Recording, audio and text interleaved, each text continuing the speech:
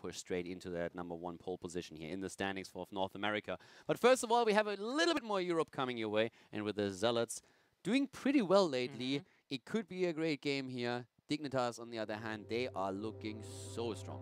Well, Zealots have grown on a team, but Dignitas looking strong right now. We'll see if they can shut them out. But our players, they have their own insights to share with you at home.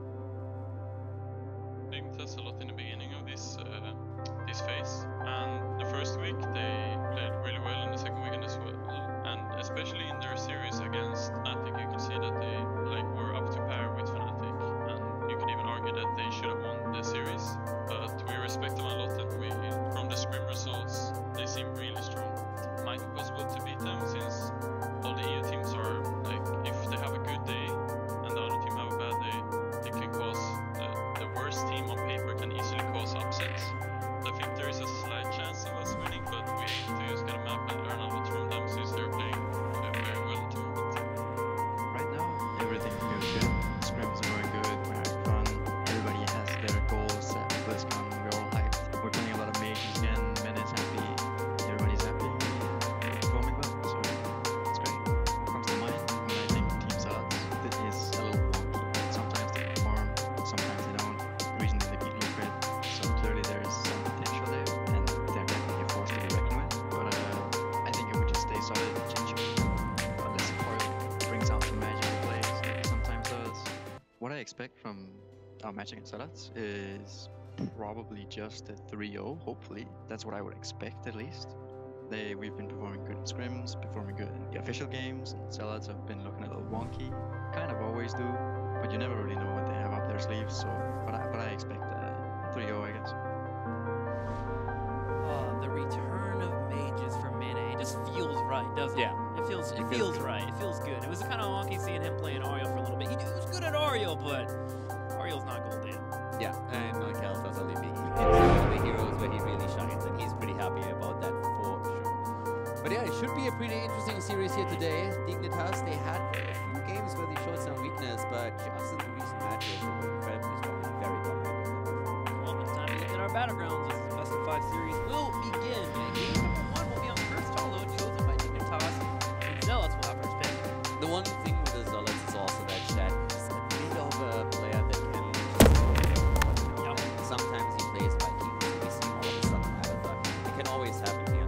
But overall, the Zealots, they have started to stabilize a bit, but as Celia also talked about it, they are just a little bit, you don't know which Zealots you get. They are starting to stabilize a bit more, and they are a bit more consistent, but overall, they still have days where they are really off. And even though they established themselves currently in the wave of attack here, they have against the class as a huge deal since the class has come back to the Yeah, everyone talks about Wade Thompson, the player he is, but I really like over the last few weeks we've been seeing him stepping up really heavily for these Zealots. And Shad was one that since day #1, I like Shad. He switches things up, he's the best player in the world. And then Mopsio, been killing on the tanks as of late. Really cool to see him finally putting in that work. He's been a bit more reserved. He was very, telegraphed when it came to fighting tanks. You could tell where he wanted to go. It was very easy to punish, but he's doing a very good job of masking his movements, and his team following up has just been spectacular. I have to say that for me personally on the team, Mopsio is one of the 2 players that has really improved a lot. Zarmani also is one that has stepped it up. But Mopsio for me was always the wild card. When the team formed, it really reminded me of past performances where Mopsio oftentimes was just way too aggressive, way too telegraphed in what he wanted to do. He wanted to make this one play that he needs to be. Right now he's more a team player. He has really stepped back a bit with that aggression, and that helps him on the side. So that was definitely that if they continue that path, I don't think they're there yet, but if they continue that path, they can become incredibly strong. And they're always good for them. So let's see how this first one is shaping up here.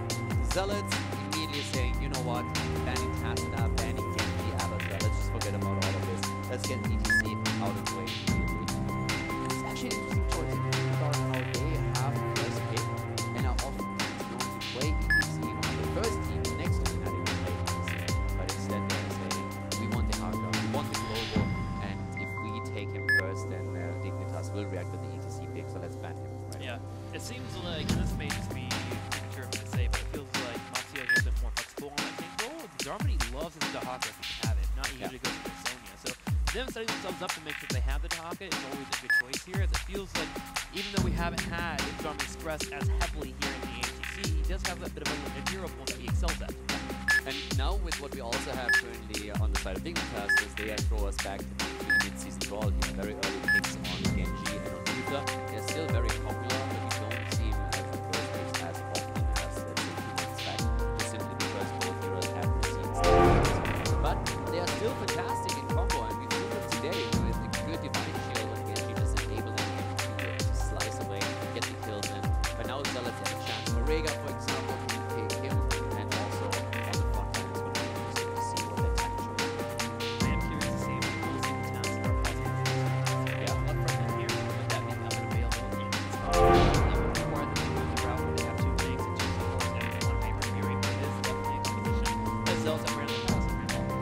Yeah, you can start with the Tassadar.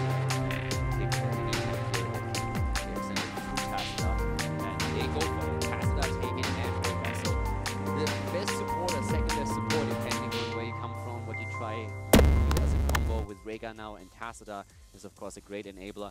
As you said, they can play it with Tracer. That's something that Dignitas has now to figure out. What do we ban? Do we ban Vala? Do we ban Lunara? Are we worried about a potential Cassia play here, depending on what they plan to use? And if not, is it going to be that Tracer ban? So there's a few options for Dignitas trying to limit what the Zealots can bring now into their double support positions. Yeah, see what they want to ban out here. I think they can leave the Tracer up if they want to move into a Vala or Lunara ban, because Genji can be okay and you can go down the variant route, but instead they ban Tracer. In the past, when they let Tracer through, not really relevant in this situation, but if they do that, they have also started to pick variant a little bit more. Yes. Just to simply look her down with that too. But they want to make sure that there's nothing, there's no odds here. Like with Poik, sometimes completely just popping off, you are just like negating that immediately. So Tracer's already banned out. Zealots now can ban the front line even if you want, but you also have options for the main. Yeah, very much a ban. I'm kind of excited to move into the wall stack ban, keep avoid that global place, keep that hot on the really only thing.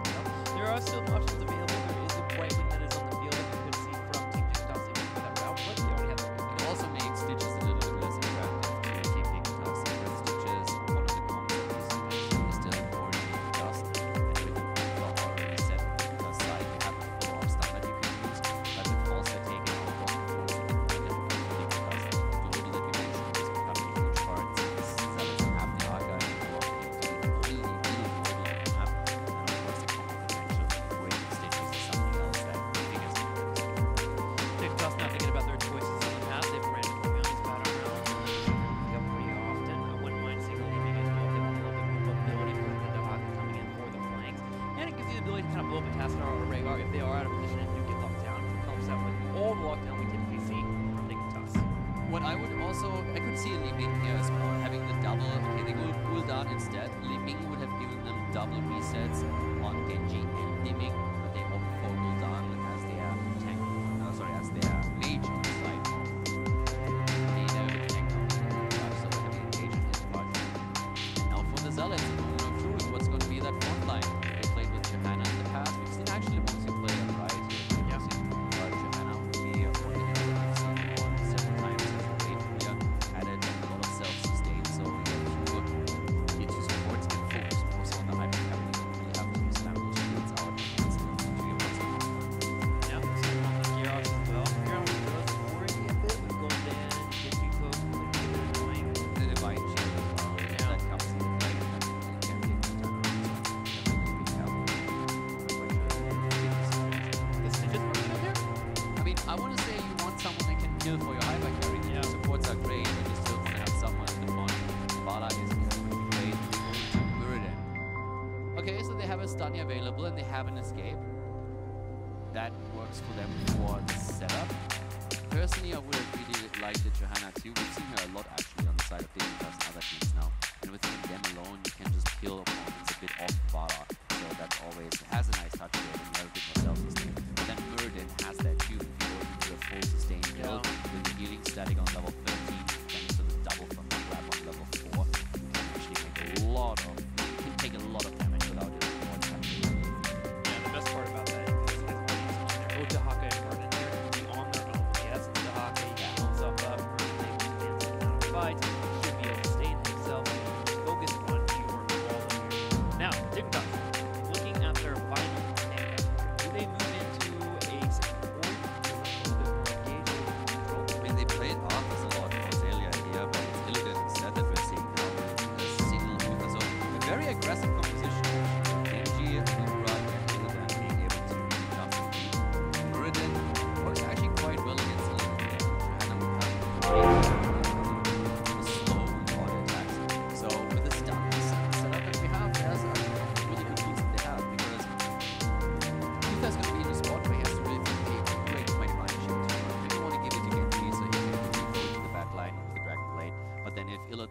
in a bit too soon, for example, and eats a stun, then he's going to be focused right away. So you might have the only one shot at using a Divine Shield. You might have to go Illidan, and then Genji is a little bit weaker when he starts to engage with the Dragon Blade. But there's a lot of momentum that Dignitas can build up, and one of the biggest jobs on the side of Team Zealot is going to be to try and stop that momentum and make sure that they just don't run away in these fights. This was a composition that they ran pretty often in the mid-season brawl, where they had the hunt, go in, focus the target, kill him as quickly as possible, and they used it a lot against double support, so it's kind of cool to see it back. Golden's a little bit of a new addition. We had Li Ming in the mix, I think, more often back then, but still a composition that Illidan has been running pretty well here for Xaylia when Dignitas have run in the mid-season brawl. At the same time, Zealot's putting all their eggs in the basket of Void, which is something that they have done pretty often, and something that they are used to doing. So I think we have comfort picks for both of our teams. Yeah, we definitely do. And I mean, this is just the first map of the best of 5 series yet. Dignitas, as we said before, they expect this to go 3-0 their way. And Xaylia said they feel good right now, they feel confident, they have good scrim results. They think that Zealots are pretty consistent overall.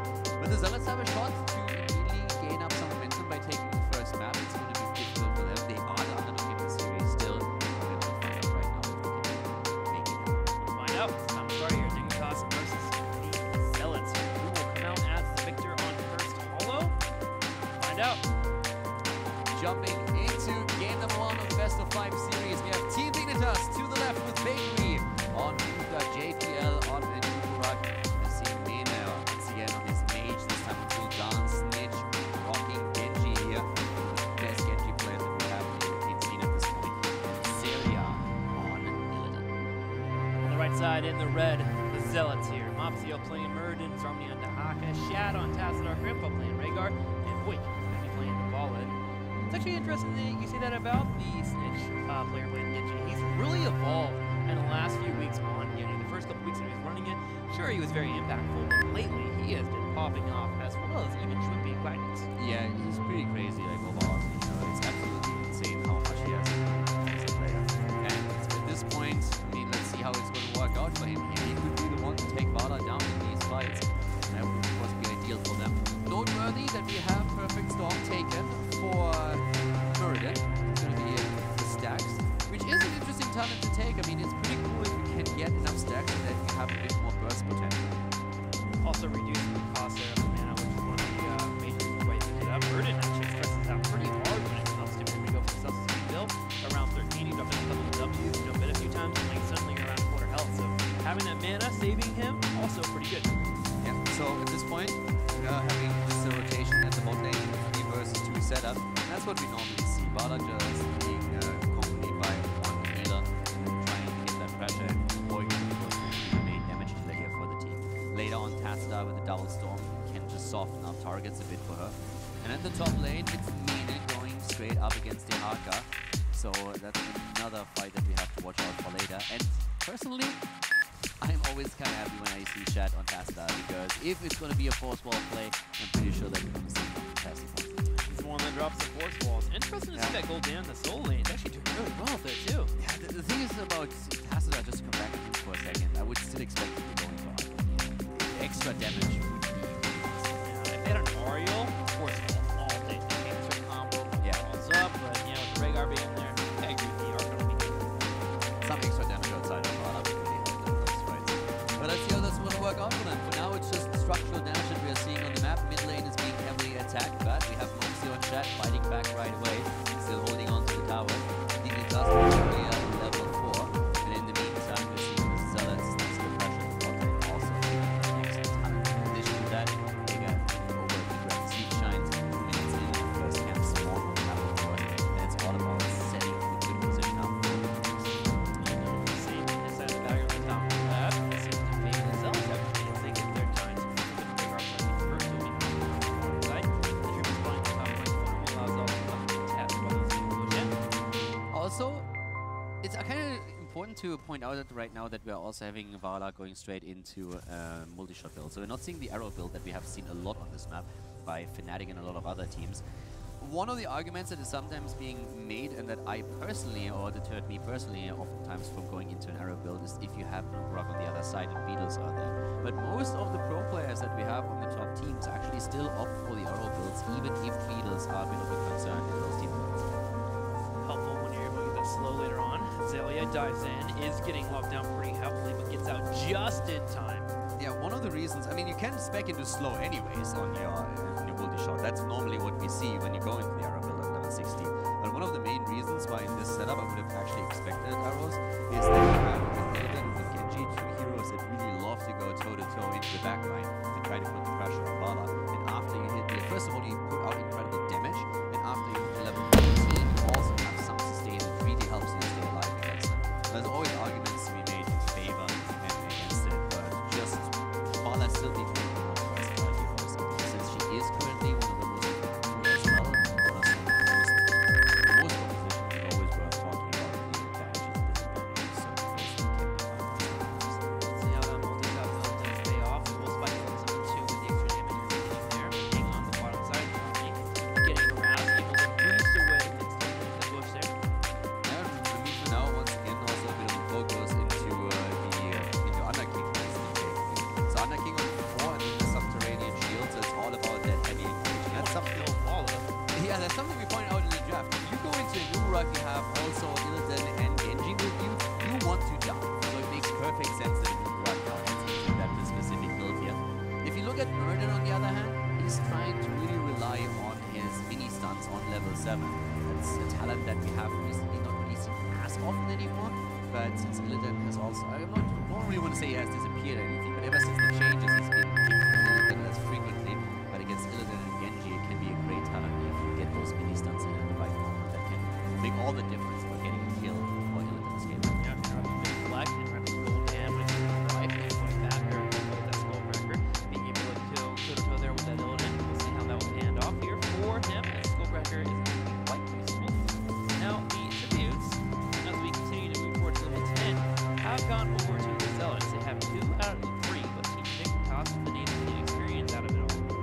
The lead is actually quite small, so this is going to be an interesting fight over the third one here for sure. This is a situation where with a good spawning point, the Zealots could definitely get an early first hit. And if you then destroy enough structures, you can gain some momentum on the map, and that would just be ideal for them.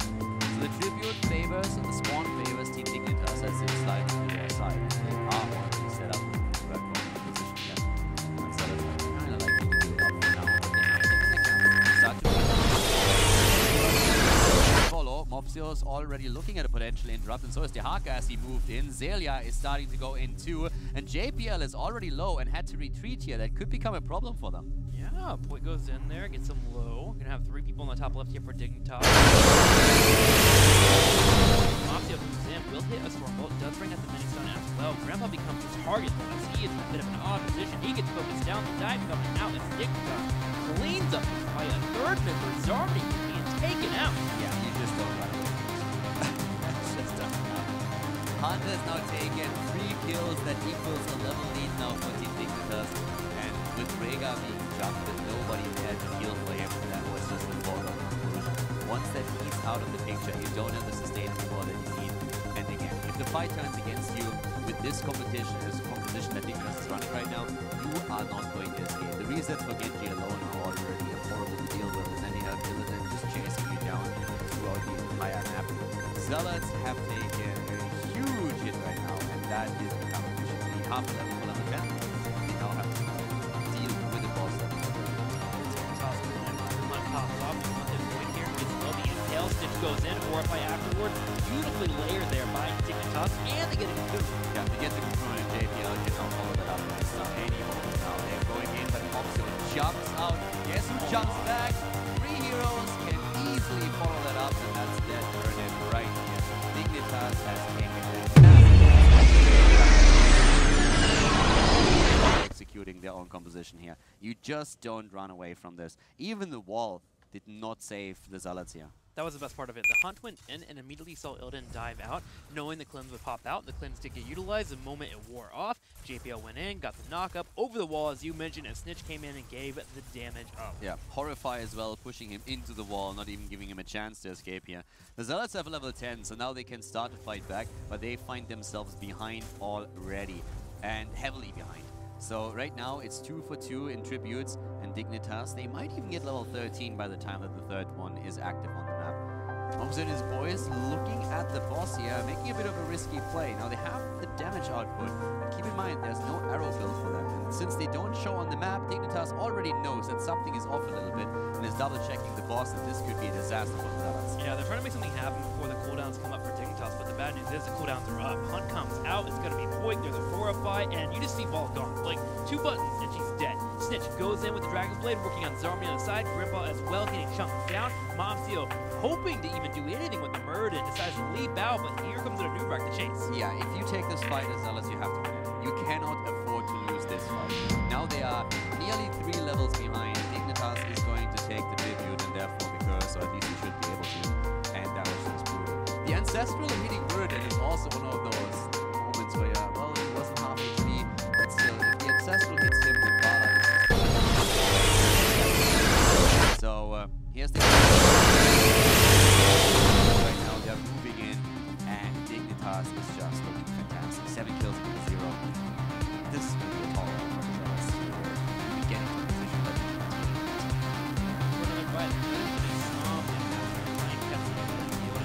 The Stormbolt does connect. Still, it's one of the ball was drag. Like, no, one more auto attack. Quick is trying, and he gets the Hungering Arrow. But look at the middle lane. It's being pushed in by JPL, Snitch, and Mayonnaise as they break down the key wall. yeah, the key ball is broken. The top lane forward has been destroyed. The kill against Illidan was a good one. It was an important kill too, but they committed heavily to game it. So now the top lane is being pressured. It's a 3-level lead by now for Dignitas. 15 to 12, that's what we're seeing here. And the curse is still up for another 15 seconds, so we could see another fall in the Q4. 11, 8 seconds. Keep the toss. They get 4 or 5 on the side. And keep the picked up. It's like the rest of the chasing. Zealot's not fighting. Player up the top lane. And they do see that they're all said and done. That's a 10-minute lead. Kind of chance. 10 minutes. At this point, and that of course limits the vision of the Zealots even more. And if you don't know where your opponent is positioned on the map, that's always bad. You could run into a trap, they could be at boss, so Dignitas is really playing around their opponent's vision quite heavily. And they expect the boss to be attacked, so already we have Bakery in the area as well as Snitch, and there's no level 13 talent yet. This is another fight that you don't want to take if you are Team Zealots. They need the level 13 talent first. They abandon the boss. Illidan is already moving into a position where he could hunt in for a team fight, but as we see 13 hitting for the Zealots, Dignitas is already about to gain the level 16 talent. Yeah, that call was made because it's all Illidan in the bottom lane. It would take him some time to get over, and if they can kill someone before Illidan gets to the middle of the map to hunt in, it could be a spot where they get into a 5v4, but with Illidan disappearing, Zealots was back on up. They were unable to get a kill, and now they spit it out. Now, 13 is a massive power spike for this Team Zealots. They have healing static on Muradin that alone helps him heavily to stay alive in these fights. The nullification for Tassadar is another big asset that they have against Illidan and Genji, so that really helps them out here. And we have, of course, the Earth and Shield for Rhaegar.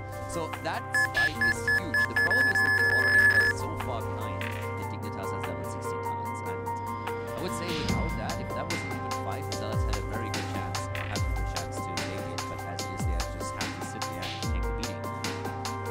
It's rough.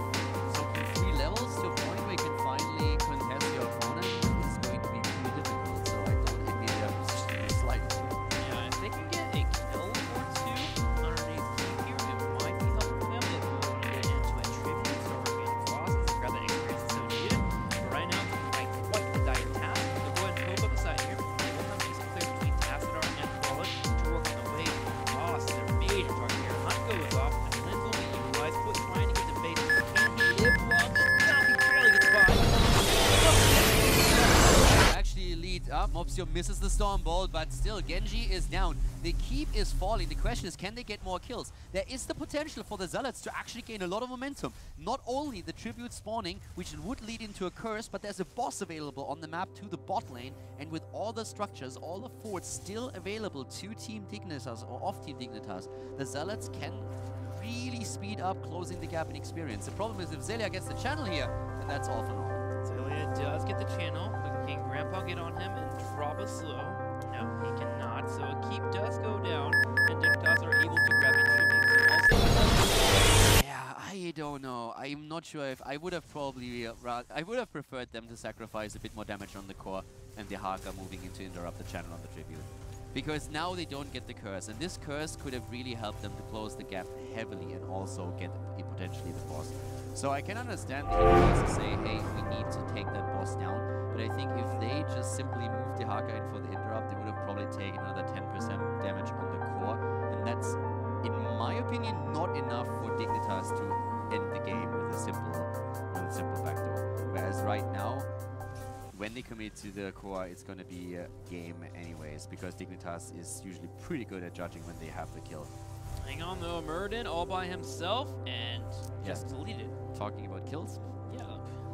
Jeez, the coordination from Dignitas, you cannot overstep away from support. Yeah, and that's the problem right here. So even though you got 2 kills as Team Zealots, you now again, that's exactly the reason why I said rather take a few more hits on the core, but interrupt the Tribute, get the curse, and try to just snowball with it a bit more. Then you have 16 versus 16 talents, you are roughly 1 level behind, and then you can maybe make a play. But right now, if you look at it, they lost Boss again. Boss is going to push through the bot lane. It could theoretically be another keep, that would be the second one to fall, and we still have Dignitas with a 2-level lead, and also 2 for 2 Tributes. Things are not looking good for Zealots. They do have all 5 members up. At least they're on the same talent tier as their opponent, but they have to defend a boss and a 4-man push from the bottom side with an Illidan that they can't hit at any point. Wait, playing carefully here.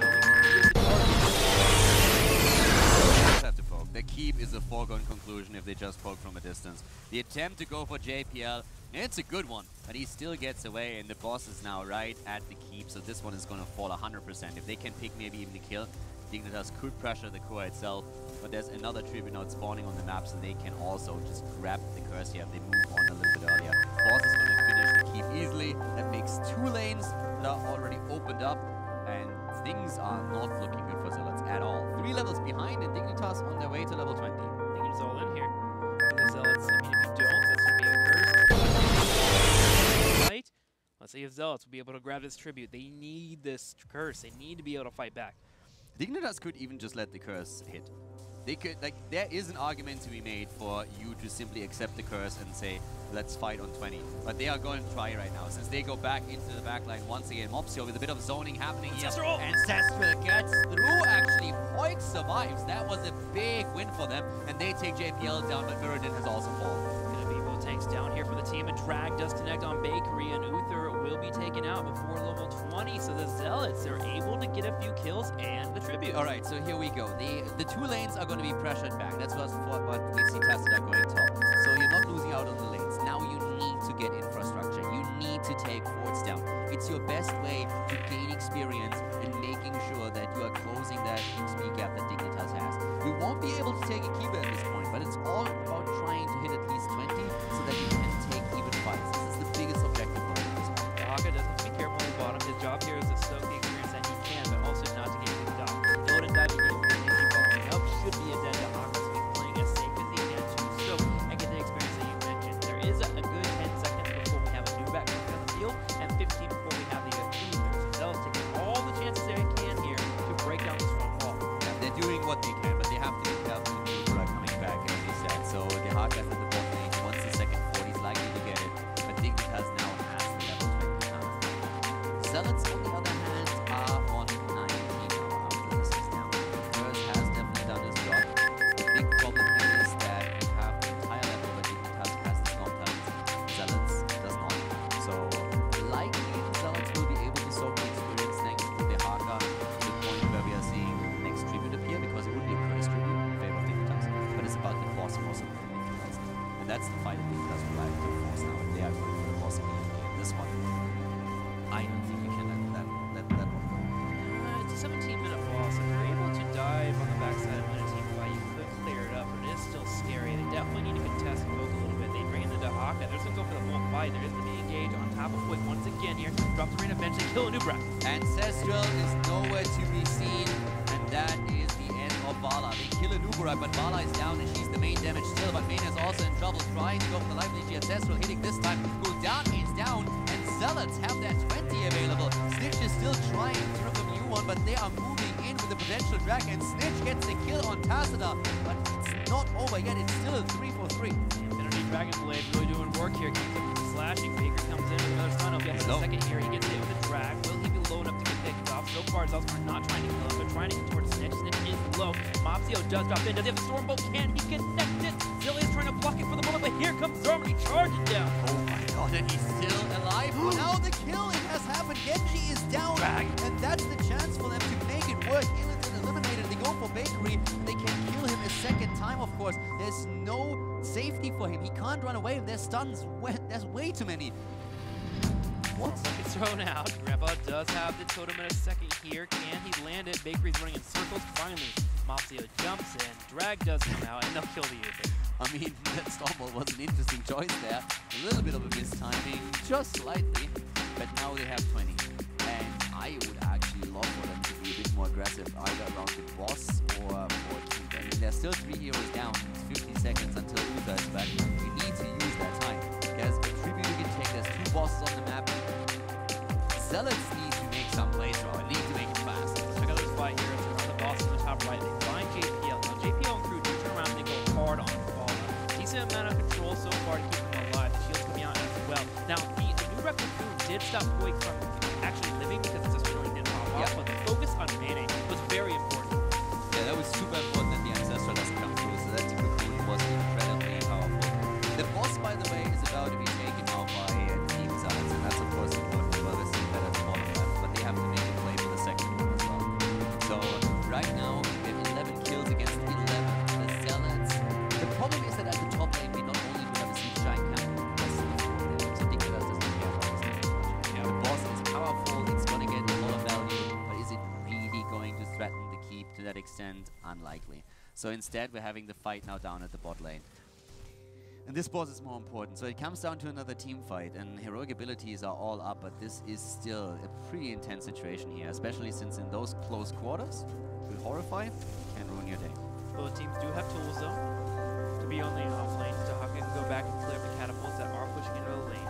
Luckily, with the boss being grabbed, they're slowing down that push on the top side, but eventually it will fall, especially thanks to Zelia. They grab the mercs in the middle too to have them continue to push in. This was mostly grabbed to keep them away from Dignitas, but also to allow them to get some vision. If they see anyone controlling that in the middle lane, that is important. They can make a move for the boss, or at least contest it and try to force Dignitas into a situation. Now, Dahaka has the top lane, so that's important. The boss is already down there. Bot lane is being defended as well. So the catapults are not going to push towards the core. 21 minutes in, those catapults actually start hurting. So that's an important one to keep in mind.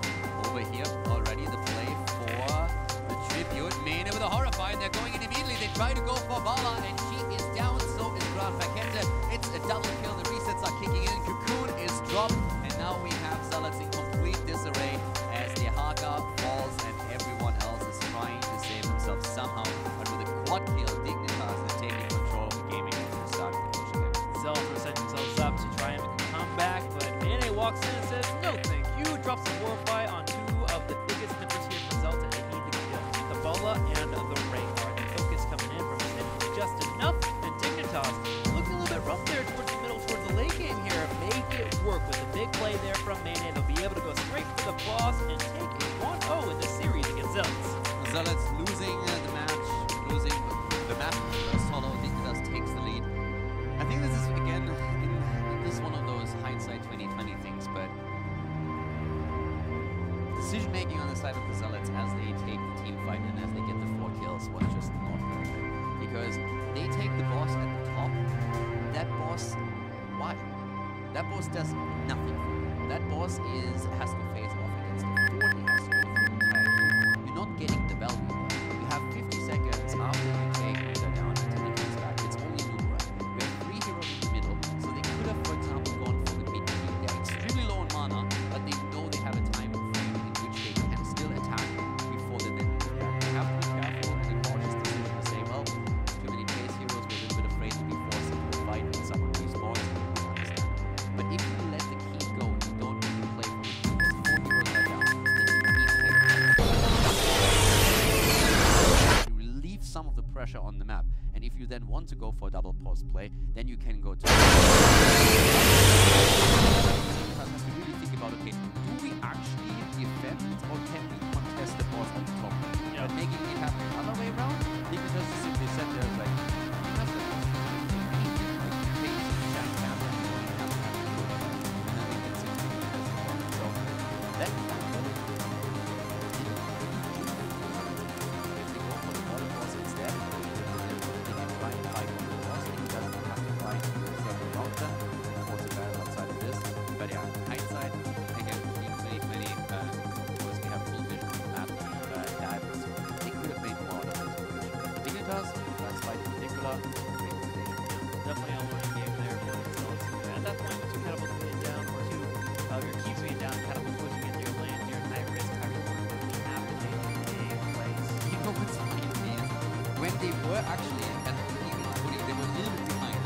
they make that move. Then they go for the boss. They go for a fight at the boss, and they're like, well, there's talent behind, but still, then all of a sudden they're like, it's too risky.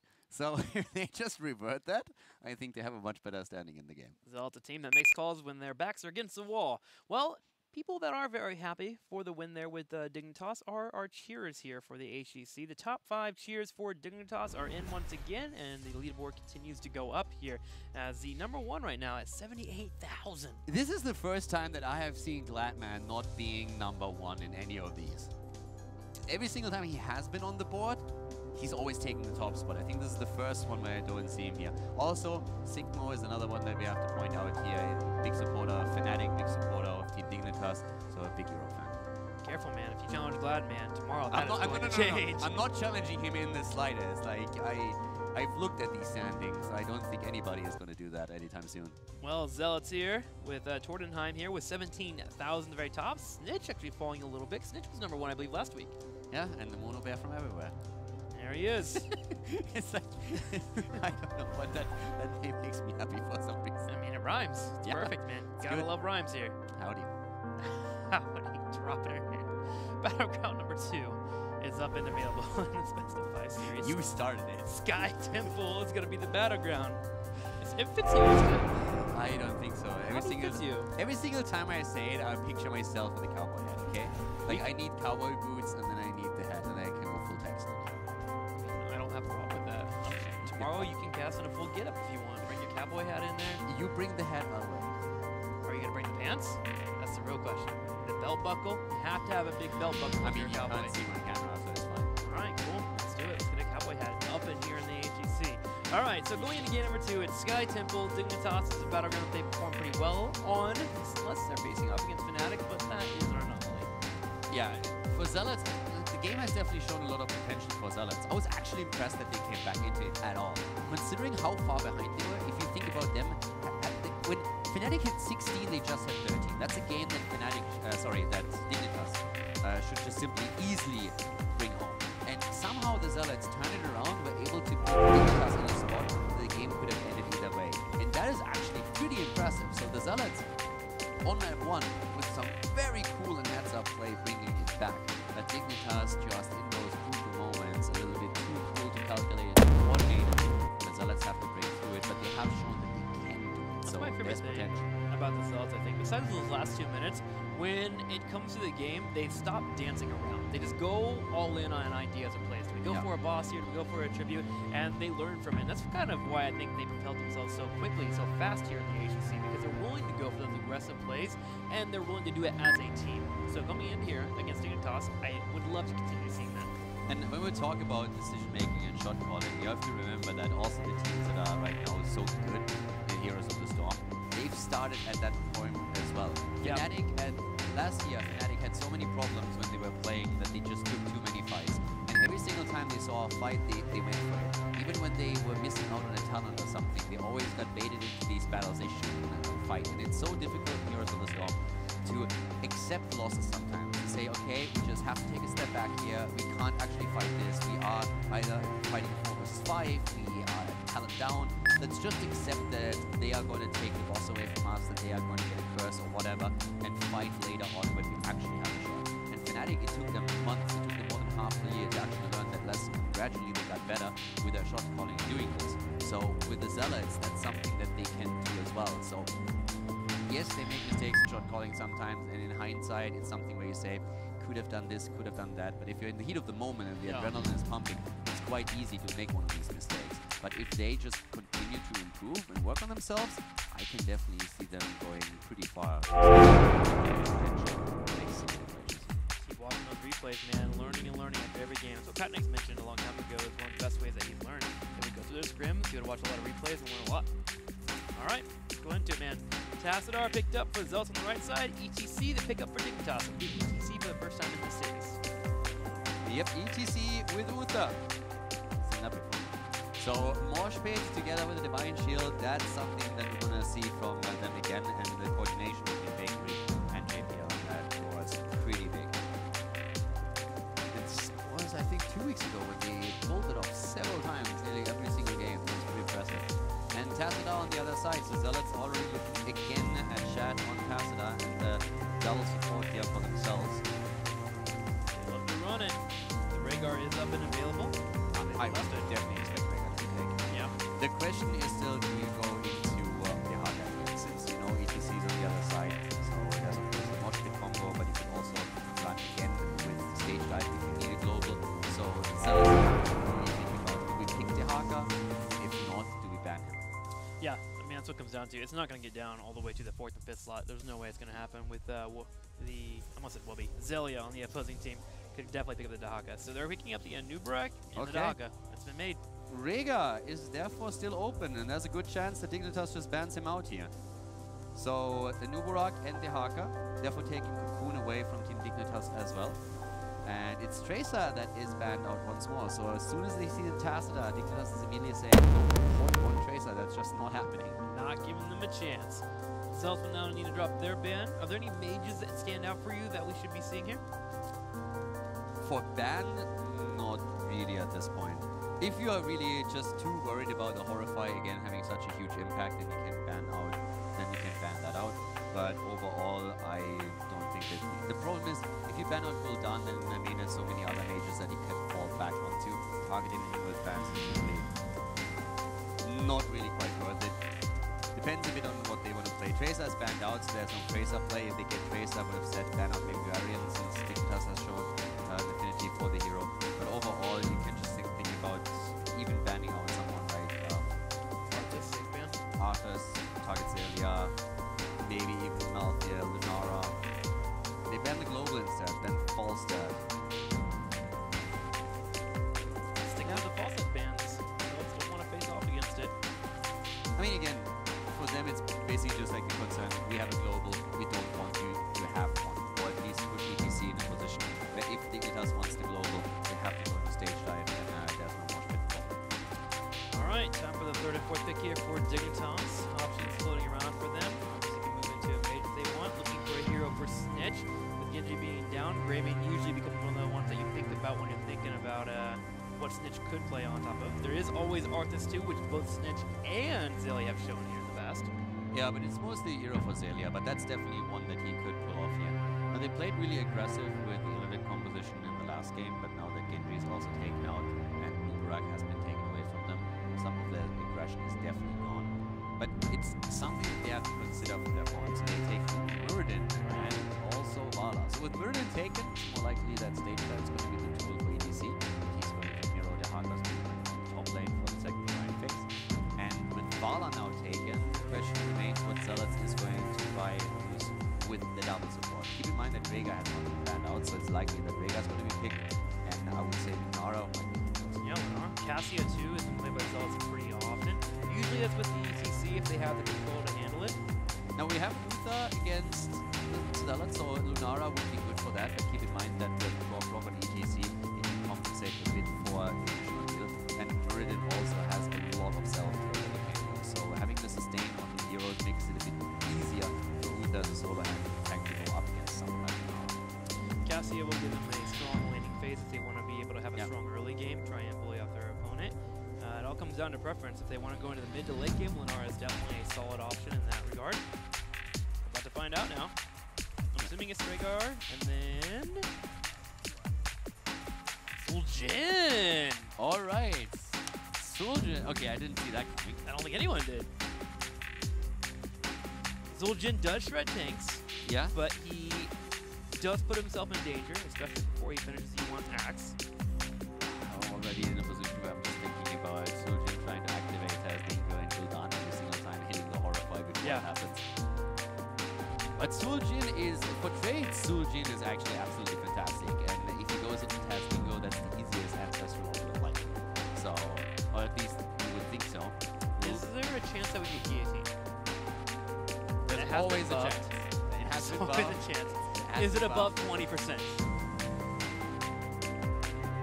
I would say no, but then again, Zealots have experimented a little bit, so normally I would say no, you're just going to try for the trades here, and it makes it, you get a lot of value out of Taz Dingo, and it really compares for Rhaegar to set the ancestral in. Yeah. But at the same time, it's pretty good against Gul'dan. He has a low health pool whenever he taps him in his life. You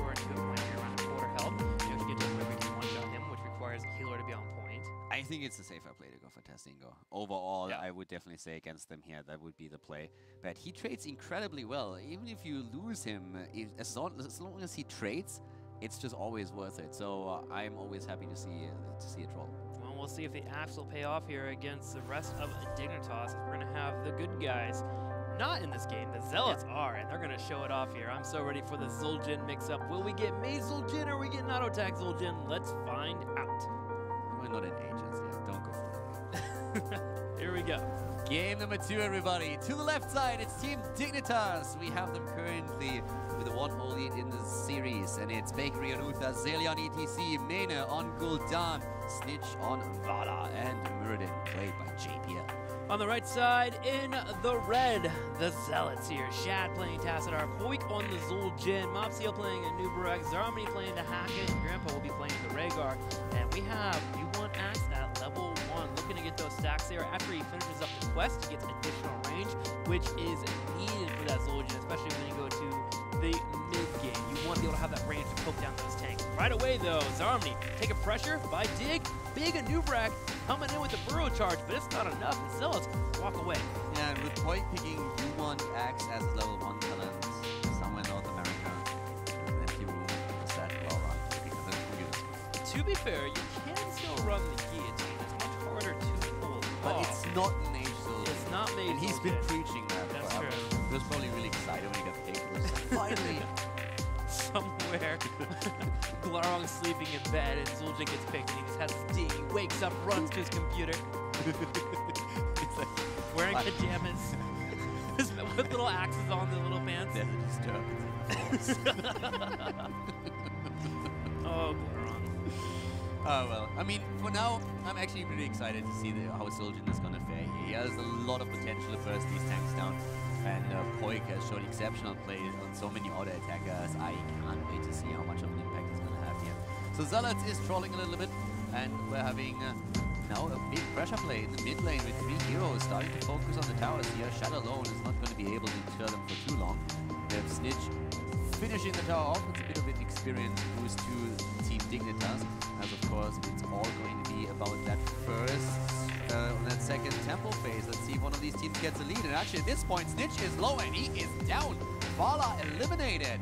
Poik Zul'jin. coming in and doing work. That's right, dropping that big slow breaks up. You want auto attacks. Every auto attack is actually very important because of that you want attacks. Remember, every 5 basic attack against a particular hero will increase the damage by 1.25. And 20 times of hitting a hero, that's where you get that extra range by that 1.1. I believe it's a 4.4 to 5.5, which is Vala range. Yeah, and having that extra range actually is at least in these trades. If you have a team that is really designed to work around you, you can do so much here. We have seen in phase, at the end of phase 1 actually, we have seen Zul'jin played a lot with Abtha even. And he's just chunking away, like, he can be absolutely fantastic. And the auto attack build continues. We let the killing begin now on level 4, as we have the big fight over the temple in the middle. Let the killing begin. Every time you get an auto attack, your attack speed increases, which is important. It's all about those attack speeds and being able to shred your opponent. Mopsio, though, getting shredded here by Snitch. The auto attack's coming out, but Grandpa with the big flank on Rhaegar. Can they get the kill? They're going for the chase, but Grandpa may have overstepped. Does come out. Yeah, Snitch with a really nice move out of that trap, by the way. That was pretty impressive, that escape. He's able to move out and always puts the damage out with his stutter step here, which forced eventually Rhaegar back. But overall, the Zealots crushed them pretty well when it comes to the first temple phase. They are still fighting for them. So when it comes to infrastructure, they're doing a very good job here. I'm pretty impressed. Building their own. Temple on the top is going away there. Going to be burning through the temple to get that experience. And in fact, the Zealots taking a slight lead. They even take more with the Hako on the bottom lane against the ETC. Zealots, man, bringing it in.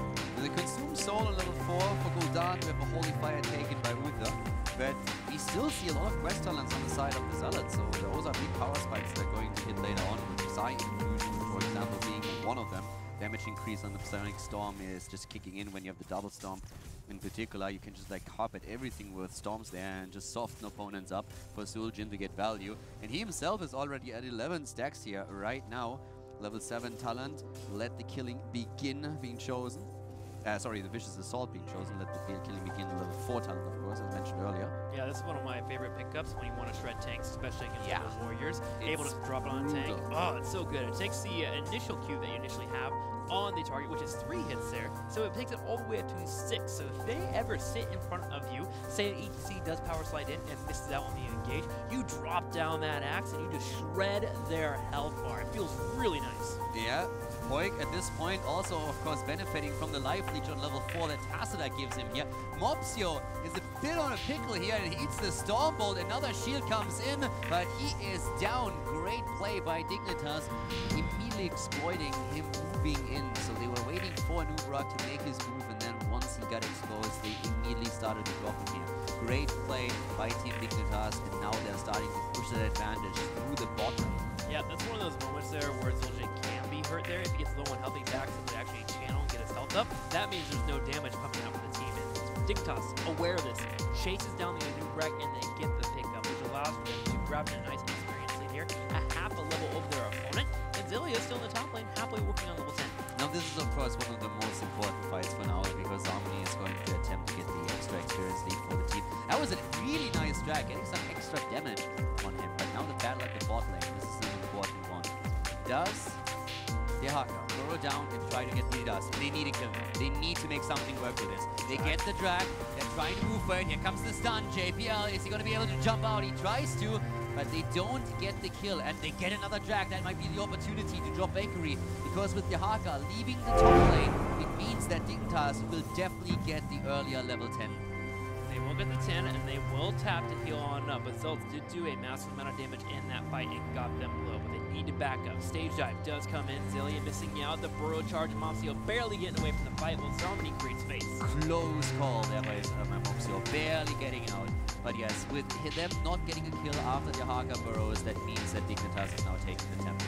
This is always the one thing that you have to be careful about. The Haka is at some point going to make his move, but if he misses the drag, or if there's no kill follow-up, then a lot of the potential that the Haka has with soaking the extra experience in the top lane is gone. And that gave Dignitas the opportunity to take level 10 first, gain the temple, and now they are a level ahead, because they dropped the fort with the help of the temple, but it's now 10 versus 10, and this is where the fun begins. So Harmony's in for the flank here. I have Tazdico.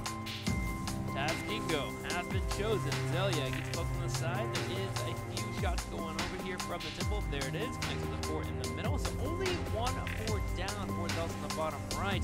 They hit 10 and they turn around and harass Team Dignitas, but not much going down here now with the temple already being picked up. And we're seeing also Zul'jin just continue with the level 1 talent, and a lot of these quest talents are now reaching halfway point.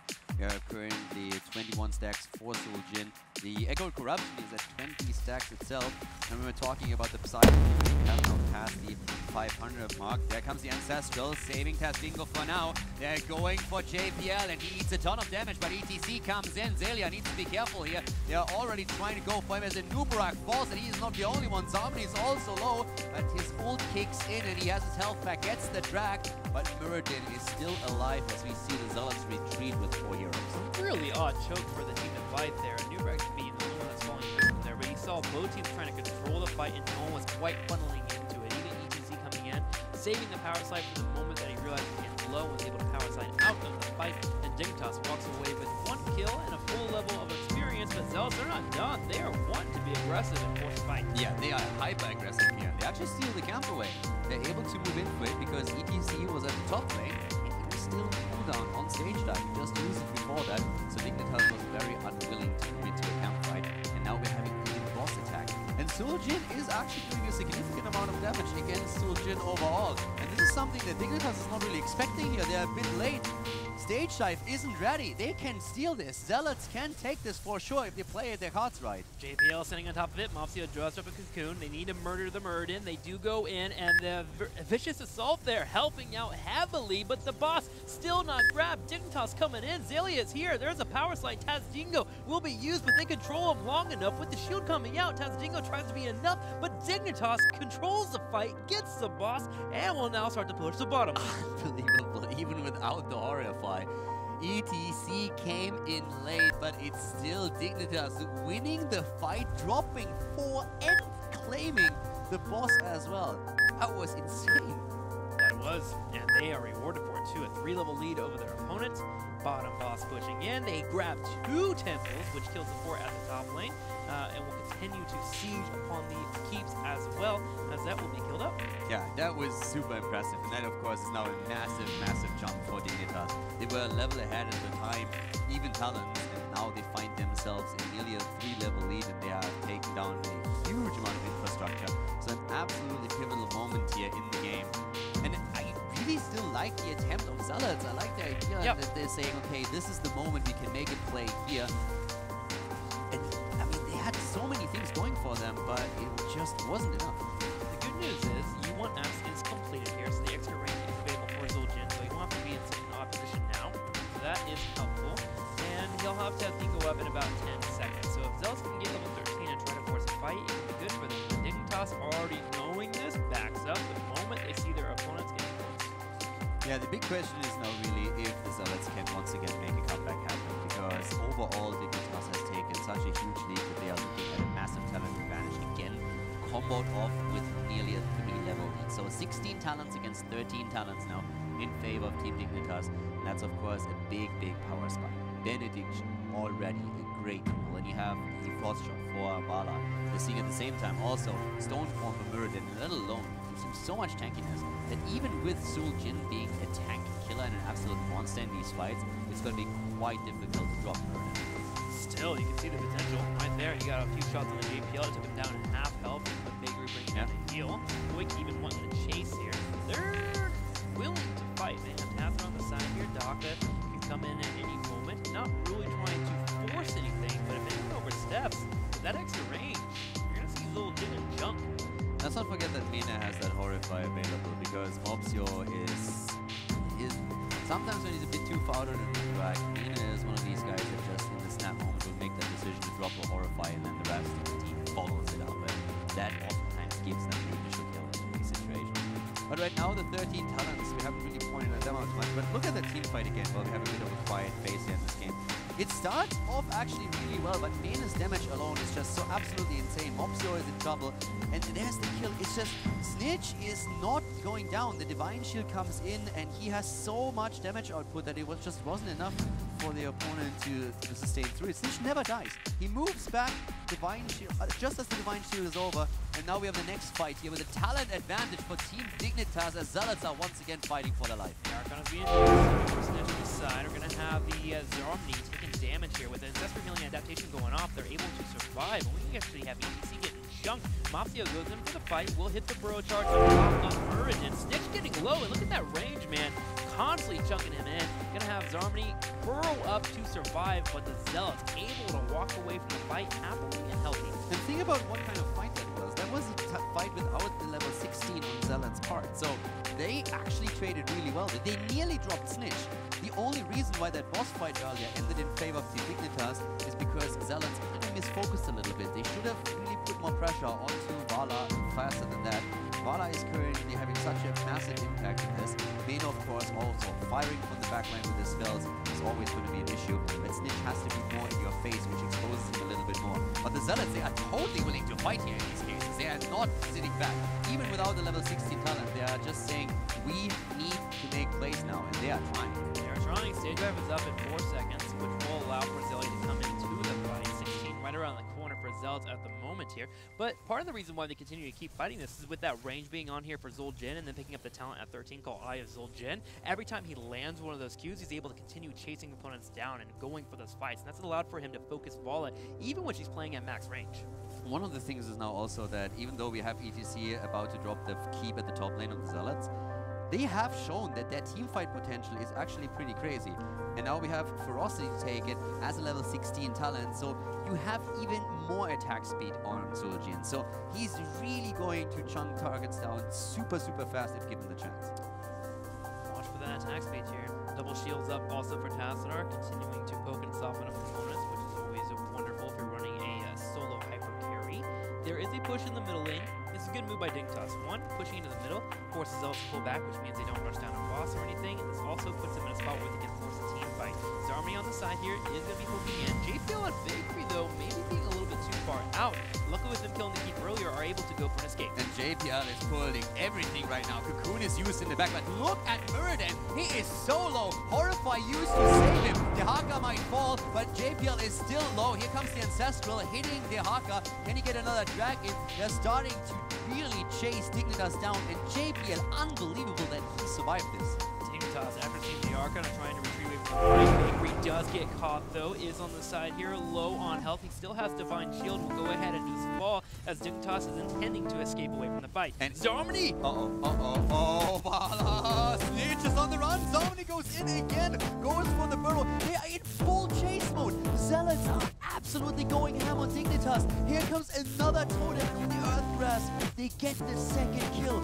It still blows my mind that Dignitas only lost 2 heroes here. It looked like they could lose the entire setup, but now we have an opportunity for the Zealots to go bot lane, get the keep, or go for boss. They should move for boss, but they weren't so quickly. They're deciding to move for it. They do pop in. This is all going to help them to chunk down the boss. Watch how quickly Sujin, when he gets down to half health, just helps clear this up. Already down to half health on the boss. They will be able to move Shaddy to the left here to make sure he's coming in interrupted, and that's the boss for themselves, and they're in this game. Yeah, they have to definitely make sure that they get the keep now, and I don't think there's any way they're not getting it. Dignitas, on the other hand, is currently up at the top, and they are still closing.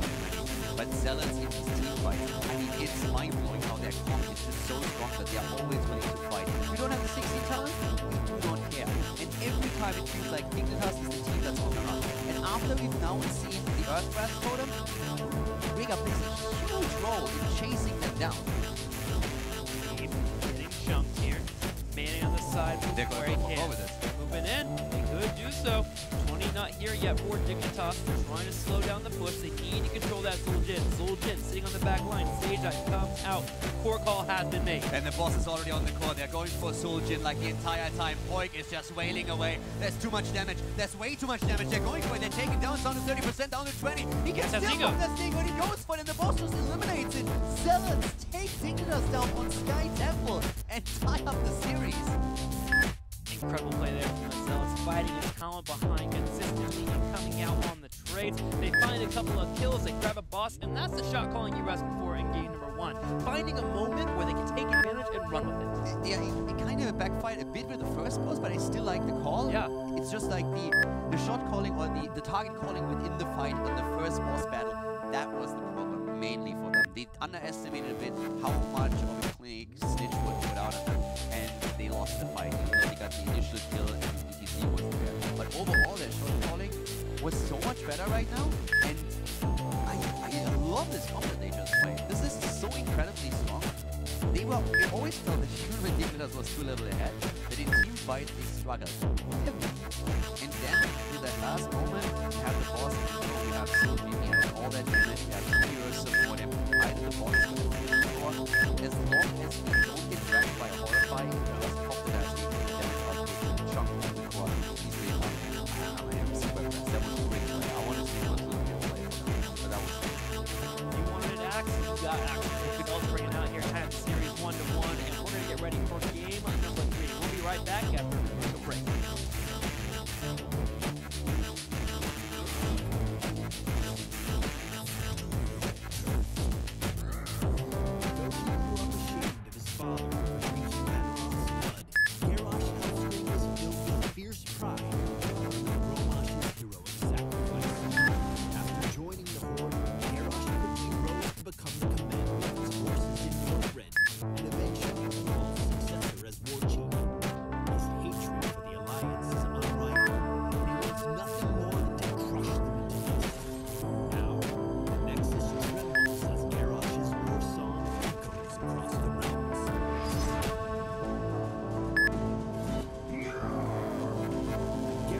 Resilient and relentless warrior who uses brute strength to crush the will of his opponents.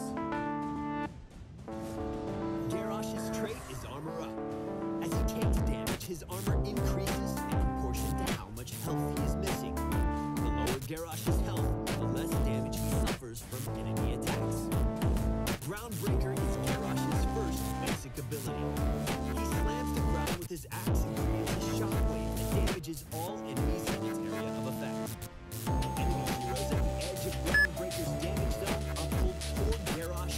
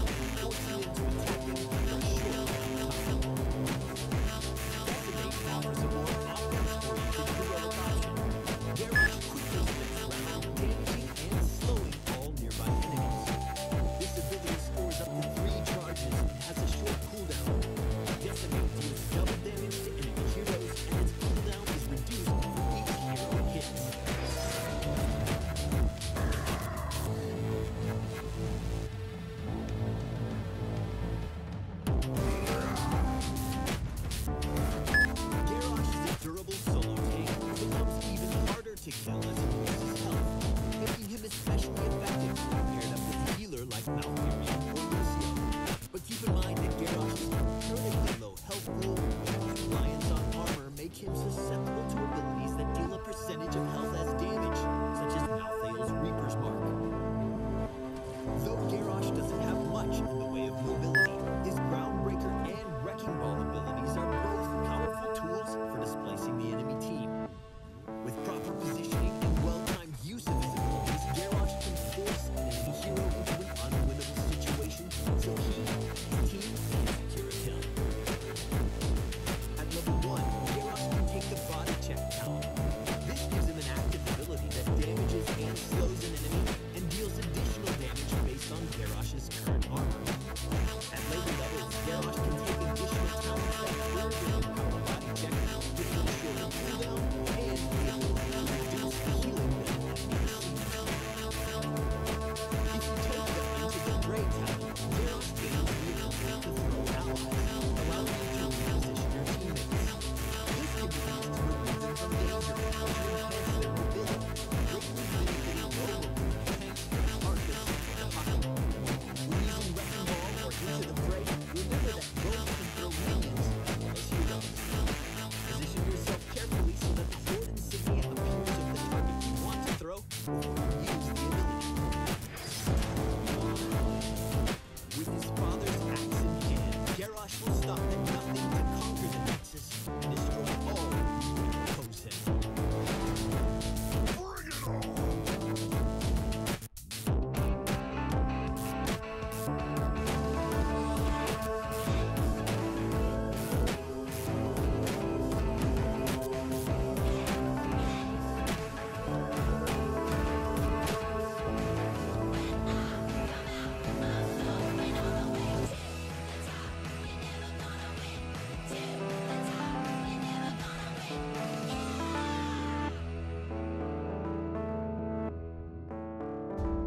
Dignitas and Zealots facing off. The Zealots come in and they up their shot calling, tying up the series 1-1 with a very fascinating Zealot composition that showcased against Zul'jin. They wanted Axe and they got Axe, and quite a lot of it too. So Zul'jin definitely performing. Yeah, definitely bringing it out there, man. Showing up the axe here. Battleground number 3 here. Let's go ahead and figure out where we're going. That low run, by the way, is why Mage Zul'jin is just saying. I'm just saying, if he wants to show off Mage Zul'jin, why doesn't he get his teammates draft it and show it off in their play? The gauntlet has been Right. Right then. We're going with the Tomb of Spider Queen. Zealot's choice here too. I just want to see it. I want to see the Falcon. At this point, I'm just like, okay, please, one more time. But I think there's a pretty good chance that we see if you want to pass on that out on the side of Dignitas, middle of the soft tank. Yeah, keep the Zul'jin away. The life steal that is ever so important as he's shredding away your team. With Spider Queen, a little bit more about control, a little bit more turn-ins as well. Zul'jin not so good in that regard, so probably not going to see him sadly. But if we do, hey, I'll be here cheering for him. And Zealots with a win. I mean, even if it's the only map they take in the series, that's already impressive. So it's not that Dignitas just completely through. It's always Zealots somewhat come back. I don't know. Right now they're at the comeback team. They fall behind heavily, and then they make a comeback happen by forcing a decent fight. And all of a sudden, you see someone like Dignitas in the late game starting to realize, well, boys, we might have had a 3-level lead at some point, but we could still lose this. And on the last map, they actually did. So let's see how this is going to work out for the Zealots on map number 3. We have Medivh banned out immediately, and what are the Zealots going to head into as the Find out. Typically, they've been banning out the ETC. They also banned out Genji last time. Both of those struggle with Battleground. I think Genji a little bit less so here, as you probably want to ban out ETC if you were to go down that route. But here you can always see make clear you can ban out. You can also leave up the options, so you can move into the Dahaka or ETC based on what you wanted to pick up. And they elect to go ahead and ban out that stuff. So there's a lot of high priority picks still available. ETC is an insta-lockdown for Dignitas, but now the Zealots, for the first time, could go into Genji mode and could help quite well here, for example. So you could head into something called Alliance of Youth and Genji. It's exactly the starting pair that Dignitas is using for the first team. There's a lot of other options available for it as well, of course, but it's definitely one that we can consider. Or just here, waiting clear. Rhaegar, great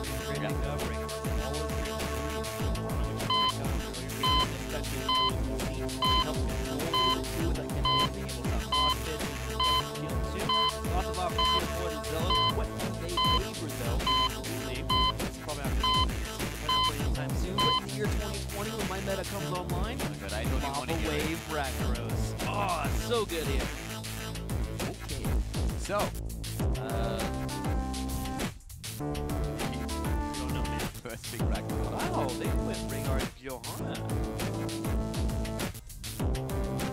Damage away. Adapting it up later. For that one, early Ragnarok. Lava Wave. Just now, dude. Lava destroys. Sure. I mean, if In your real life opponent is and like in game. such deep thoughts. That's what I'm here for, man. So yeah, if your opponent doesn't go to the lane, yeah, it's definitely it's a That's why problem. you go for the flank and force them not to do that. You go for the flank. The hold lava core. wave flank. Yeah, no, yeah. You drop the lava wave, and they're like, all right, I got like 10 seconds to get out of lane. I'll apply some damage here, and then you come in with the big boy flank, drop the molten core, swing it. You hit 3 or 4 people. Lava wave destroys everybody, and then your team's like, thank you for the carry. And you're like, you know what? You're welcome. Let's go and upvote me in the MVP section. Go ahead, drop that upvote. Okay. You know, it works, dude. Yeah. Are you currently leveling a second account up on all the gold plays that you talked about? Yes, they're amazing. Destruction. On the second account, I can see that work, but as soon as I you climb a mean, little bit higher. I've made it work lately, but we're not going to talk about placements because those have been a bit difficult. Okay, yeah, so from Lava Wave Ragnaros as the new trick meta, we're heading into the real games where we see Uther and the Hut.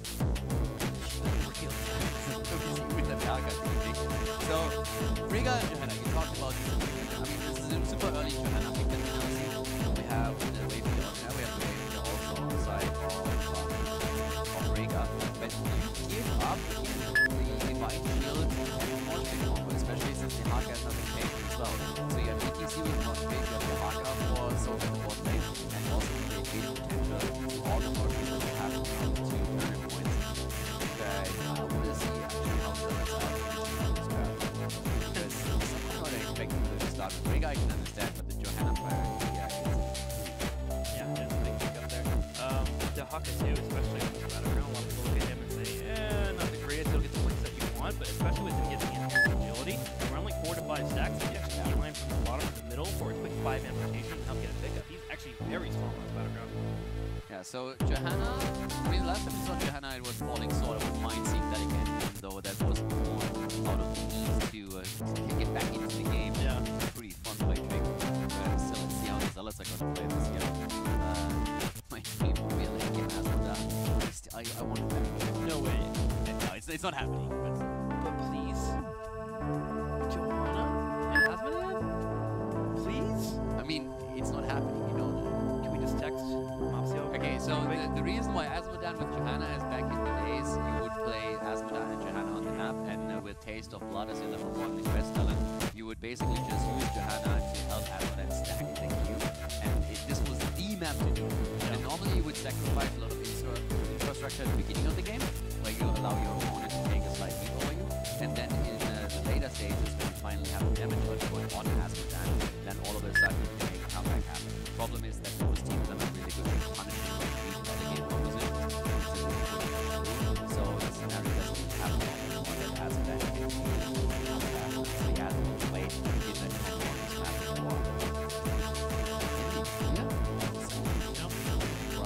But it was back then a lot of fun because you had just all of a sudden this phase where you know one team gets completely beaten to the ground. You know, if they can somehow slide teams, you have to come at the team. So it was an interesting back then. So everyone is a bit newer to the same nation, but being a little bit nostalgic about Asmodan. But I'm happy also to have Keltas in the setup right now. Yeah. Since Keltas, the mages in general, are making their comeback, we have a huge amount of wave clear actually on the side of Keltas. They have definitely a lot of potential to try and snowball this game. Even with Gul'dan taken and Genji on Dignitas. I mean, I love Dignitas stuff, don't get me wrong. Divine Shield on the Mosh Pit, Divine Shield on the Dragonblade Genji, Gul'dan in the backline, all the damage up with the Haka for the zone. That draft is insane. But the Zealots definitely have a bit of a strategy here. There's a lot of wave clear on their end. They have a lot of great tools. Arthur's doesn't really shock me too much as a pick.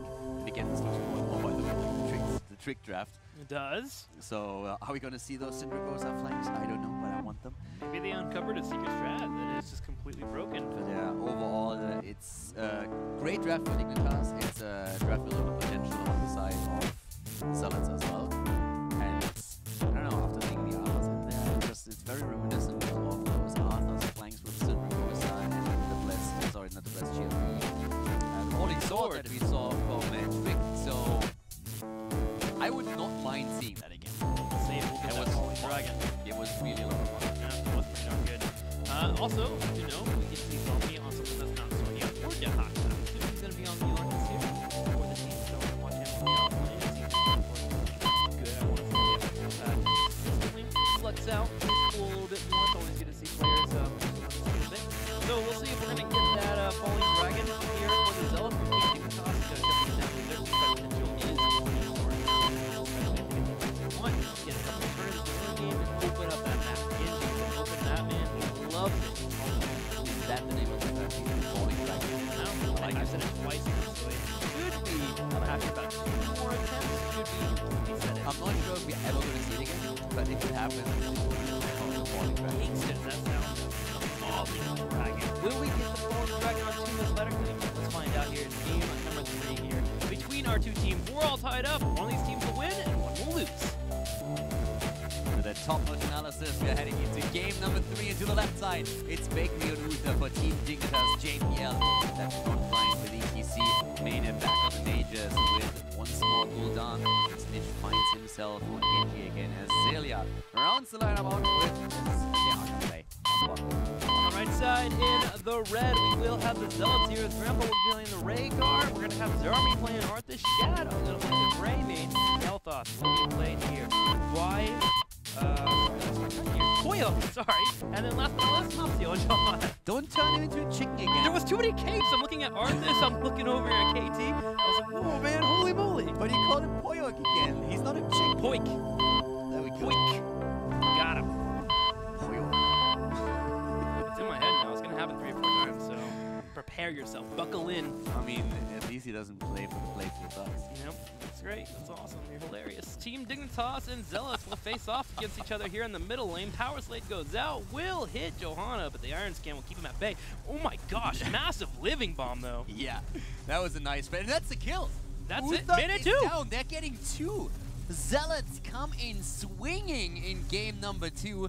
Dignitas needs to be careful. We all know that they're the favorites here, but as we said, Zealots have caused upsets in the past, and that second map looked pretty strong. And right now, the Zealots are opening up the map with a bang. We know they can play from behind. They might be able to prove right now if they can run with an advantage in the game. See if they'll be able to keep running with this, because right now they get a site experience lead, get a couple of kills. Granted, it's nothing too crazy, but it is a bit of a statement here to see Zealots come out here and get a big play right away. Snitch walks into a bush. He gets hit with a Howling Blast, but JPL follows up into a power slide. Grandpa trying to run away from the moment while Poit comes in with a gravity lapse and misses. That was actually a really interesting setup because it returned, it was started and then it turned against them since we had immediately heroes rotating in to help them out. So it was a quick 3 versus 3 that we had there. Also, interesting mount actually. I haven't even seen that tint yet for Greymane. In Germany, we call that an Apfelschimmel. Oh, what? Apfelschimmel. What is the Greymane mount? Yeah, we'll have to look at that when we get back into it. Hang on, drag at the bottom. Arthur's taking some pressure here. Bakery's coming for the stun. This should be a dead Zarmony, and it is. So Dignitas does answer back. Now, what is the mount that Shad is running? Shad, please mount up. I want to see this. Just a tint that he has there. You're going to see it in a second. What's the English definition? I don't. Okay, I'm going to help you out with this. We're going to learn today. Tower's taking some damage. Shad and Poyo do pop in, but Dehaka is wanting to come in for a gank, and Shad is left by himself. Does he get away? JPL says no. That was close though. It looked for a moment as if he could escape. And Dignitas after this early game is saying, yeah, you might get 2 kills, but boys, like, don't get too excited here. What a crazy game though. 5 kills in 2.5 minutes? Yep. I'm okay with that. It can continue like this. I'm absolutely happy. We'll continue here. It's JPL on the right side, dealing with Zarmony, body blocking him. But power slide? Nah, we're going to let him walk away for now. But Zealots need to relax a little bit on their rotations. And so far, Dignitas getting the upper hand. That is silver? It's like a silver with a bluish tint? You tell me now that it's a horse. It's just a flood horse. That's all it was. With a tint. No wonder why I haven't seen it yet. Genji's coming in for the night camp on the right. Okay, he was just scouting. Is he gonna dance with the devil here? Is he getting baited? He's getting baited. Chad jumps in. Okay. He'll be able to take the camp, get that pushing in the middle. Yeah. What a crazy early game here on 2-minute Spider Queen. Kalitas was there, but he was not fast enough to come close enough for a quick grab lapse. But I mean, at the end of the day, it's still a blue wave that comes in for Team Dignitas first. So the early game might have been a little bit chaotic with 5 kills early on, but overall Dignitas has a slight lead in experience here and the first turn in, which is quite important for them now. And yeah, with that, let's see how much damage they can actually do if they can go through a few of these towers. I doubt that they're going to get an entire fort, but yeah. Now you touch on the C. The wave clear a little bit good here for Zealots. They should be able to handle this pretty well. Yeah, they're already working. So we have HotS in the mid lane, and we see Greymane up at the top. Down here, it's really where the biggest threat is right now. We only have Option and Poikip now, but HotS is probably going to make a rotation down here pretty fast. But that could still be a fort. I mean, they're pressuring in pretty heavily. Yeah, they're bringing 4 people down, and it looks like a fort. Poik and crew aren't able to do too much in terms of defense. In fact, they may lose a member here as JPL goes in for the engage. Poik is able to walk away, but Momsio is the next target. Fort finally will get cleaned up by the Web Weaver. One last hit. There it is. And Team Dignitas walks away a little bit bruised, but they get a fort. Yeah, they get the infrastructure, and that nearly results in a level lead. They're not quite there yet, but that was still pretty impressive. So taking that away from the Zealots. And for now, we have Sins exposed on level 7. I mean, 7 talents have dropped for both of these teams. This is really the moment where the Zealots are going to try and fight for their own turn. And of course, if they can get kills members of Team Dignitas, that would definitely make their job a little bit easier. Mane keeps poking here in the middle, keeping it pushed forward, which forces Zealots to come in the middle and clear it out. And not sort of lose some current, which will give Dignitas more experience right now, as they're almost hitting a full level above them. Zealots right now can't get a fight with the Dahaka and Genji on the bottom side. There's just no opening. I mean, you want to turn in, so if you can zone that way, the problem is really the interrupt tools that Dignitas has with the Wave of Light and also Gul'dan always being able to throw out another corruption. If you have Genji, then the mobility alone allows him to move in, get an interrupt, and then retreat again. So for the Zealots, it's really pivotal to try and make it happen before level 10 hits for Dignitas, since a double turn in for the blue team would be, I mean, you are already a level behind. If the double turning comes and they dive you on a keep with level 10 abilities and you lose a hero or two, then we could find ourselves in the exact same situation that Zealots now have experienced twice already, where they are down 2-3 levels, and that would just be brutal. We know they are good at coming back into games, but Yeah. It's harder on Team of the Spider Queen. in general, you don't really want to be the team that has to be 3 levels behind to win a game. We turn on our monitors when we're 3 levels behind. Yeah, exactly. Zell's getting poked here. Mopsio's wanting to drop the turn in. I think they're mostly doing this because they want to try to force a fight, but Dig is not fighting. So Zealots, how are you doing? Well, we usually play with our feet, and when we're 3 levels behind, then we decide that it's time to use our hands, and that usually improves the entire play a little bit. It'd be a fun team to watch the land. That's for sure. You remember in StarCraft, Mana actually did that. He played some meta games where he was only controlling everything with his feet. He was actually winning games. No. Yes. I'm not joking. In StarCraft? Yeah, he did that. He played with his feet. That's impressive. No, I'm not even mad. If I would have lost, I'd be like, alright. Not every game, he was at some point so bored that he actually did that. Yeah, so for Dignitas on the other hand, doesn't matter what they play with, they get their turn in, and that is actually an important one because Dignitas has just hit 10. So we have the turn in for the Zealots, and they just prevent it. Dignitas themselves now, of course, try to force a battle. They always will use at level 10 to maybe burn down these Web Weavers a bit faster, but as Zealots are about to hit their own heroic abilities, they need to be a bit more careful right now. And the dream of the falling dragon has been crushed and extinguished since it is standard talents with the army of the dead and the blessed shield being used. Is that the blessed army? It's the blessed army. Okay. Go with that. Sounds good. I'm just sad, man. Dragon not being here. Chris Bull comes out, we'll hit JPL, simply harassing the side here. With 10 being up, we're not going to see Dignitas really force a fight too heavily. They want to push back in the middle and then go up for the web weavers and clear them out, which maybe has already started. Dahaka on the bottom side has already pushed out that wave too. So for defense, Dignitas is looking pretty spectacular. We have only 2 interrupt tools against Moshpit, by the way. Of course, the Divine Shield is going to be attempted to be comboed off with it, but just as a side note, there's only 2 interrupts, and one just has been used. So the Blessed Shield is out, and Cisco comes through. Divine Shield is on Genji, though. So we are seeing them on the way back, since all of a sudden the Zealots are moving in, but here comes that Moshpit, and the interrupt as Poik moves in, but Zarmony is low, and he goes down. That's exactly the problem that they have. Once the Blessed Shield is out, it's only Kelpas that can really go for the interrupt here. Rambo gets picked off to a Dragon next there from Zelia, and Zelia, knowing the fight is over, heads back to the middle lane, starts pushing in, works out 13, while the rest of his team looks at a boss. At least a reliable interrupt. Johanna can get the good damage, that works too, but boss play, as you can just see, this is going to be tough to stop. We already have Mopsio moving in, and Arthas is on his way back, but this is still going to be a very tough battle for the Zealots, but they still are trying to fight it. The problem is that JPL is now starting to isolate Mopsio. He goes down. Can they at least drop JPL? Shet wants to go in.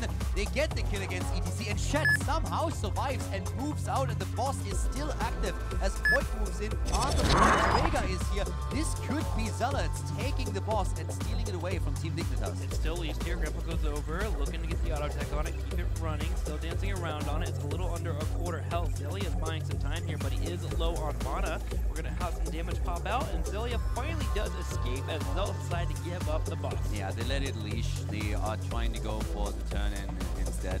And talking turn-in, we have both of the teams with enough gems. Actually, only one of the teams has the amount now. Dignitas is able to turn in and get another wave, but we are seeing the Zealots close that gap quite fast. Snitch over here.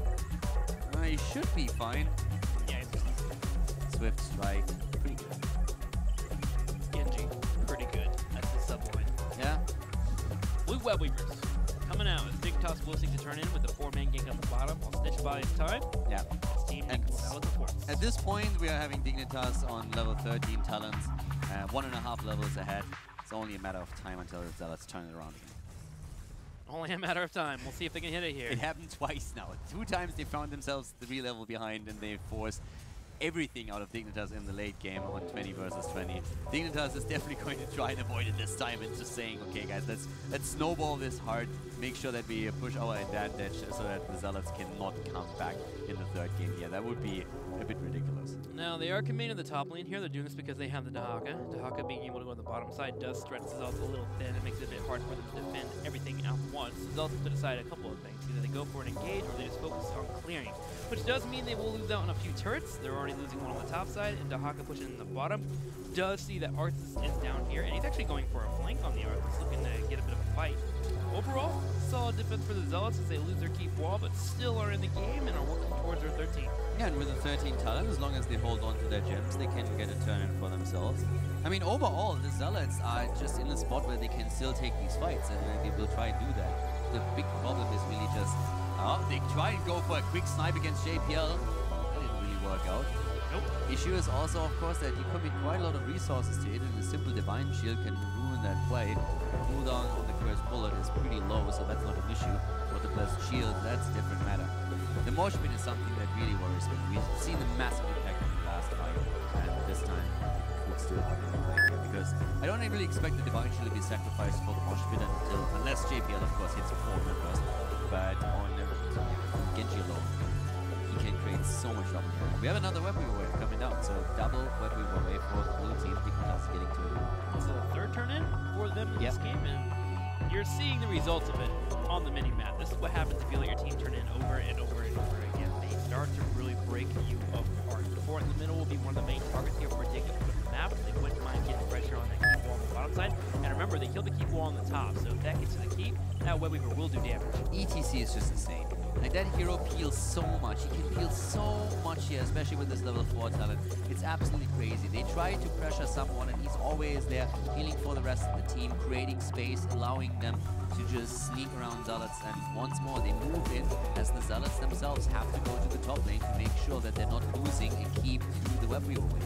And now Dignitas is going to hit level 16 talents. So once again, the Zealots are down 2 levels, are down to level 16 talent, and find themselves in the spot where they somehow have to find a way to come back into this game, where Dignitas is just calling the shots. Still in the game here. Holding now. Keeps have yet to fall.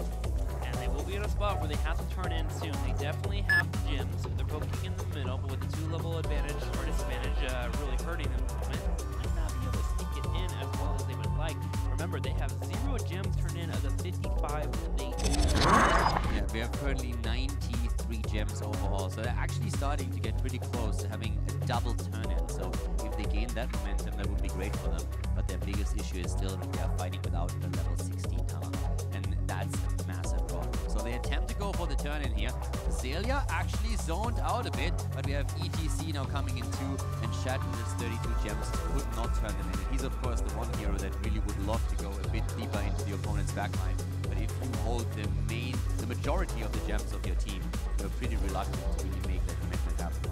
So already getting poked down here with Zelia chasing, threatening a tongue. Sid was freely able to poke him where he can. The corruption connecting, and Zarmi just gets hurt here.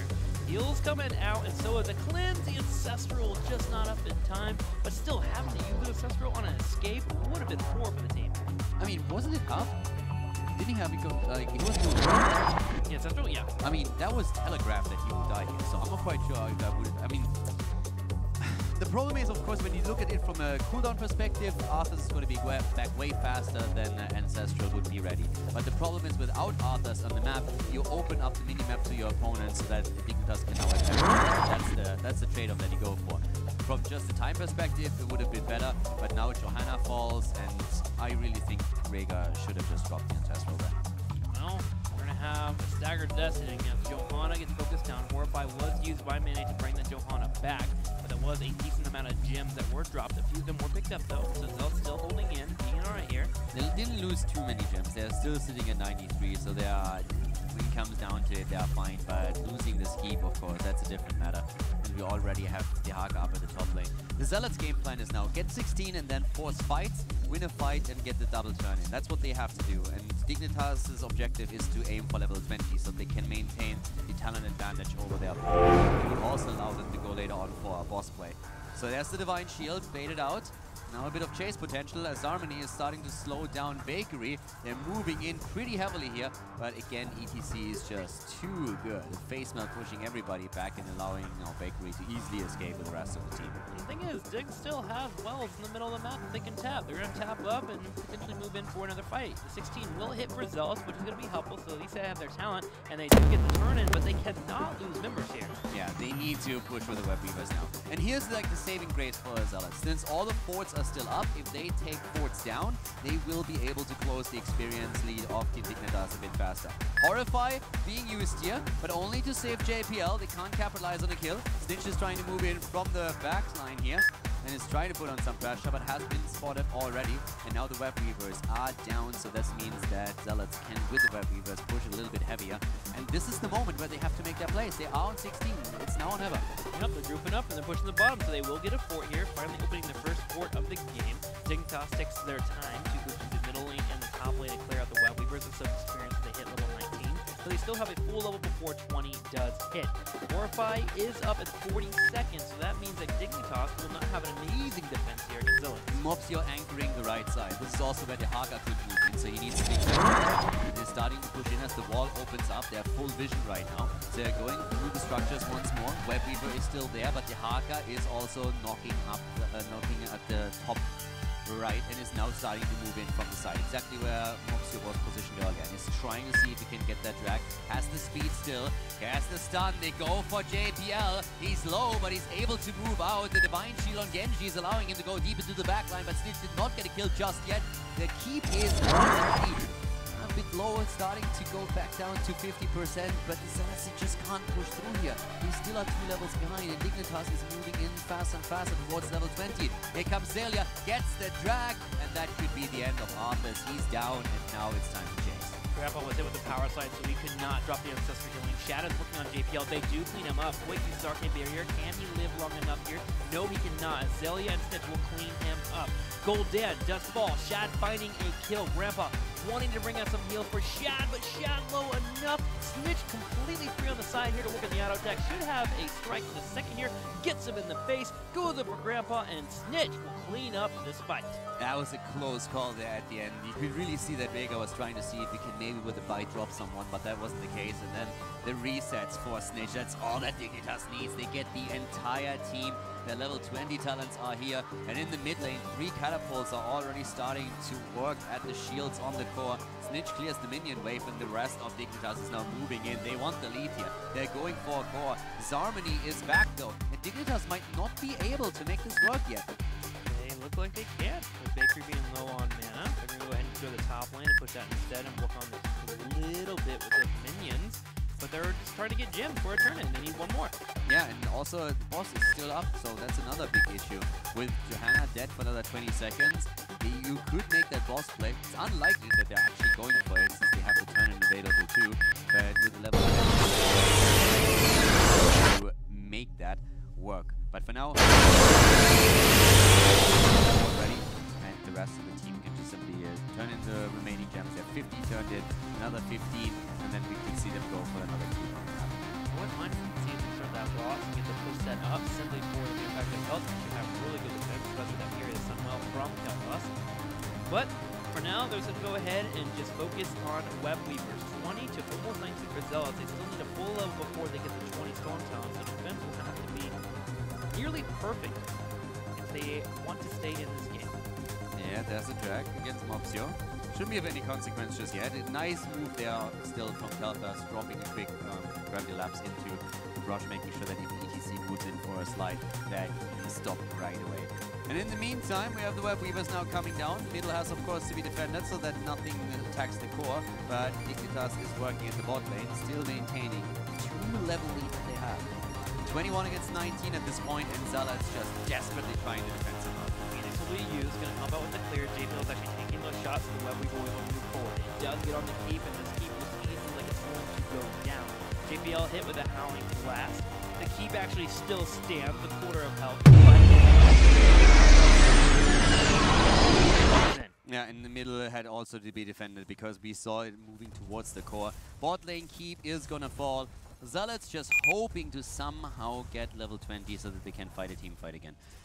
And I mean, keep in mind, the bottom keep on the side of Dignitas, the wall is gone and the keep is at 60-70% hit points. If you win a big team fight and you wipe, you can move to the bot lane and maybe you finish the game. Sure. So that's the one thing we have to still consider here. But now Zealots, they have to move in for this fight. They have 20 and they have to go for the boss here. They have no chance. If that boss is taken, then I don't see them recovering. The boss is a little under half health, so Dignitas needs to pull away. They can't commit to fully burning it. Poik does hit the gravity lap on JPL. He'll get hit with the first Good bullet. damage. Zelia finds Zarmony. Lens will be utilized. Mopsia's a little bit too far out, but he is Johanna. He can pull back. Tons of damage, and we have also Dragon Blade being used. So Dragon Blade is in a few seconds not an issue anymore. That's actually big. That's really big. This is an opportunity for them to make plays here. Army of the Dead is back is now back. Blessed Shield is out. Here comes the drag against Arthur's, but they can definitely start to force a fight right now, especially against JPL. They need to be careful about the mosh pit, of course. But here comes the engage. They're going for it. They're trying to blow him to pieces. JPL is low. Divine Shield has not been used just yet. Zarmony is on the side. As he's attempting to move in and tries to lock someone on the side of Dignitas down. They keep Dignitas at bay. Popping a few heroics. Army of the Dead will heal them on up. They're going for a turn in here. It's only a few gems, just trying to get Dignitas to come in and fight. Dignitas, being aware of the situation, isn't going to fight. Continue to poke on the side here, but it is a very close game in terms of fight. Luckily for Dignitas, they have all the time in the world, though, thanks to their defense earlier in the game. Yeah, 2 keeps have been taken out, and the bot lane is crashing heavily right now. Zealots, they need to take this. They can't. If they move bot lane, the boss is going to be taken. If they don't move to the bot lane, the catapults are eventually going to scratch at the core. Shat is low, but here comes the Ancestral. They get it through. The fight is still continuing here, with Mopsio being a bit low, but still, we see that mosh pit and Divine Shield ready on the Dignitas part.